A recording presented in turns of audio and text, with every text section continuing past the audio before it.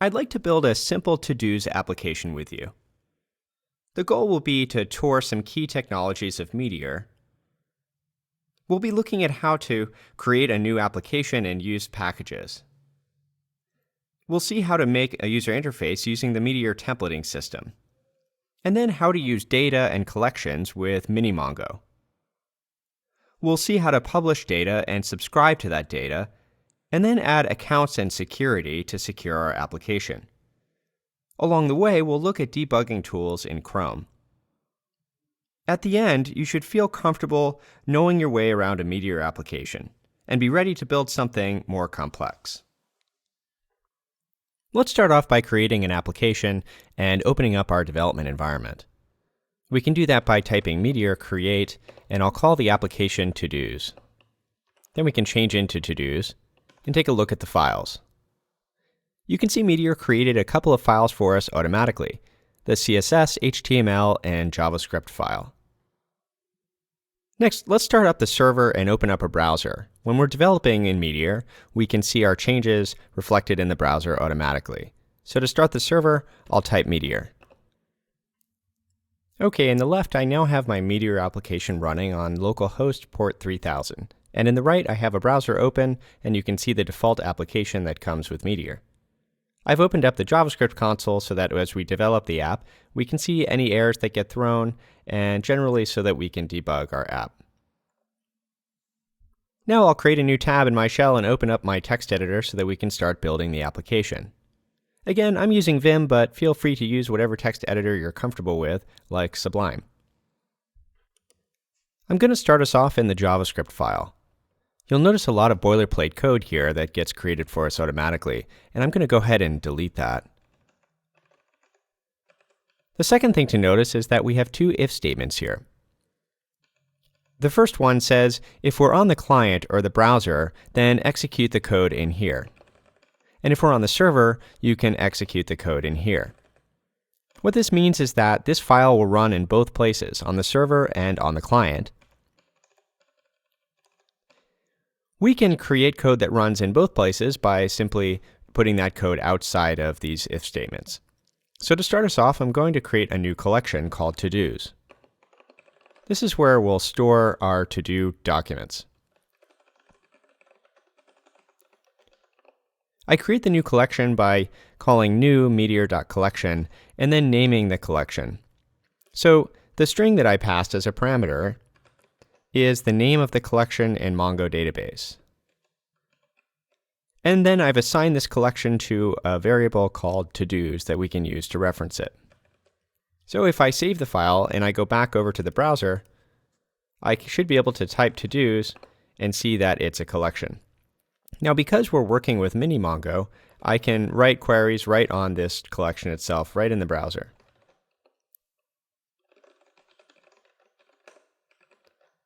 And so far, you can see we don't have any to-dos in the collection quite yet.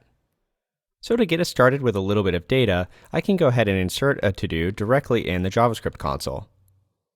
Let's give it a subject of first to-do, and we'll say that it's not done yet. Now if I do a find and a fetch on the to-dos collection, you can see it has one document in it with a subject of first to-do and an is-done value of false. We can start off by just typing in HTML directly into the body tag. So I will create some divs with classes which will be used to style them, and we'll create those styles later. Next, I'm going to render a template. So I'm going to use this special syntax. These expressions are called handlebars or mustache expressions. And this is saying to render out the template called the to-dos panel. And then down below, I'll create this template and give it a name of to-dos panel.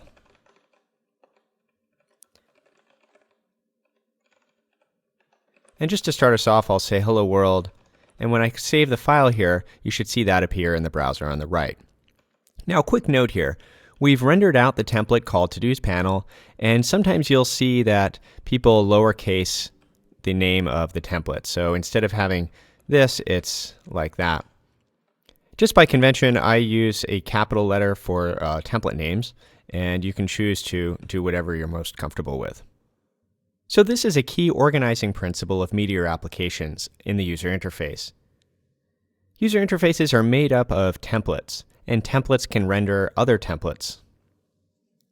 Let's start off by creating a container div with a class of to-dos panel, which again I'll use to style this a little bit later. And then we'll create an unordered list, and we'll give it a class of to-dos list. Next, what we're going to do is to iterate over all of the items in our collection. To do that, I can use something called a block expression. That's with this pound symbol here. And then I'll type each, and then items, which we'll define a little bit later. You can think of items as an array of documents. And for each one of those documents, we're going to render out the HTML that's inside of here. So in this case, we'll render out a list item, and we'll give it a class of to-do item. And then inside of here, we'll render out another template called to-do item.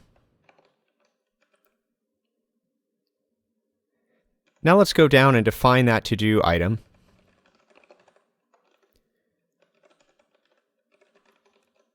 So we'll create another template,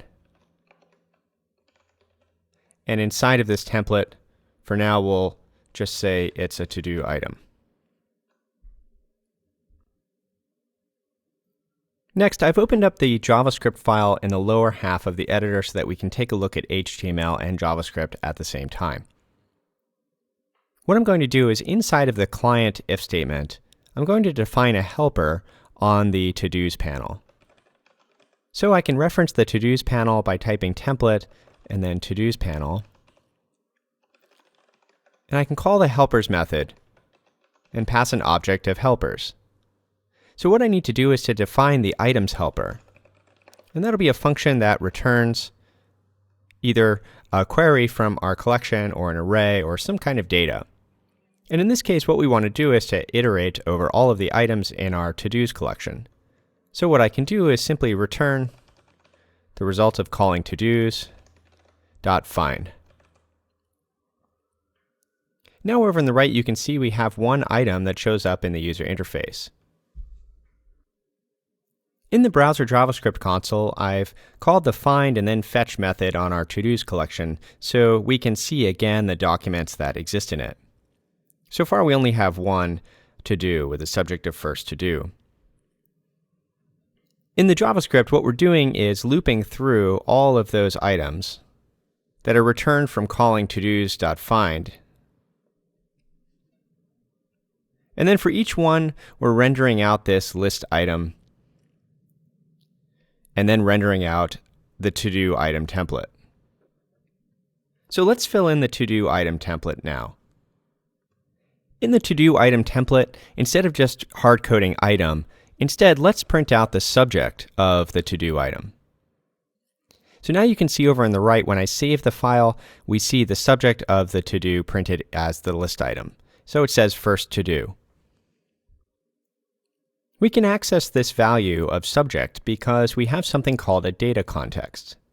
The data context is the object or the document that is the current data context for this template. In this case, it's our to-do item.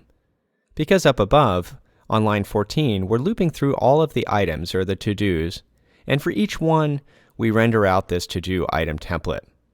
And so the data context for the to-do item template is the particular item that we're on. Next up, we'll add some styling using the Bootstrap library, and we'll fill out our user interface with the ability to add new to-dos and then complete them. To do that, we'll look at more advanced helpers and event handlers.